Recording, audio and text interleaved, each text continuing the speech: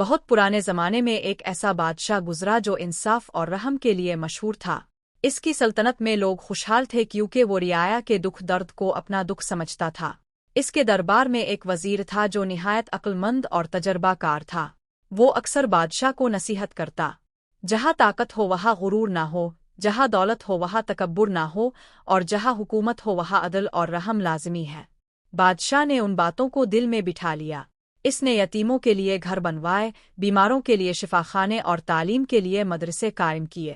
رعایا خوش ہو گئی اور سلطنت امن و سکون کا گہوارہ بن گئی۔ وقت گزرا اور بادشاہ کے بیٹے جوان ہوئے۔ سب بیٹے الگ الگ مزاج رکھتے تھے، لیکن ایک شہزادہ خاص طور پر دولت اور شان و شوکت کا دیوانہ تھا۔ وہ اکثر کہتا، یہ خزانے میرے ہیں، میں چاہوں تو ان پر جشن مناؤ، اپنی مرضی سے خرچ کرو۔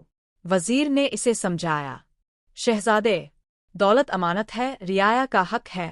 اگر تم اسے عیاشی میں ضائع کرو گے تو رعایا بھوکی رہے گی اور تمہارا تخت بھی ٹوٹ جائے گا۔ لیکن شہزادہ غرور میں آ گیا۔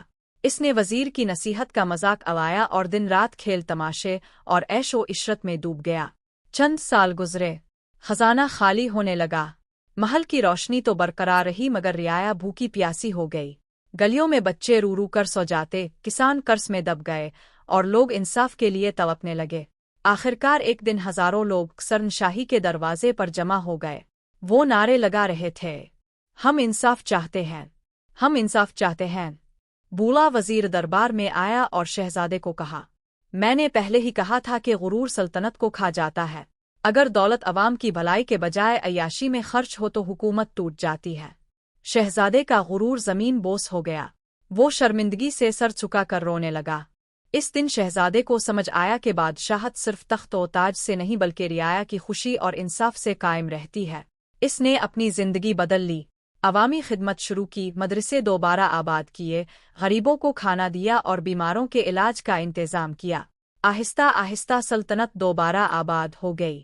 رعایا مطمئن ہوئی اور شہزادے کو عدل پرست بادشاہ کہا جانے لگا۔ سبق برائے سب، طاقت اور دولت امانت ہیں، غرور میں ضائع نہ کرو۔ انصاف اور رحم کے بغیر کوئی حکومت گھر قائم نہیں رہ سکتا۔ نصیحت کو ہمیشہ سنجیدگی سے لینا چاہیے، کیونکہ دانا انسان کے الفاظ میں فلاح چھپی ہوتی ہے۔ حقیقی بادشاہی دلوں پر حکومت ہے، زبردستی کی حکمرانی ہمیشہ ختم ہو جاتی ہے۔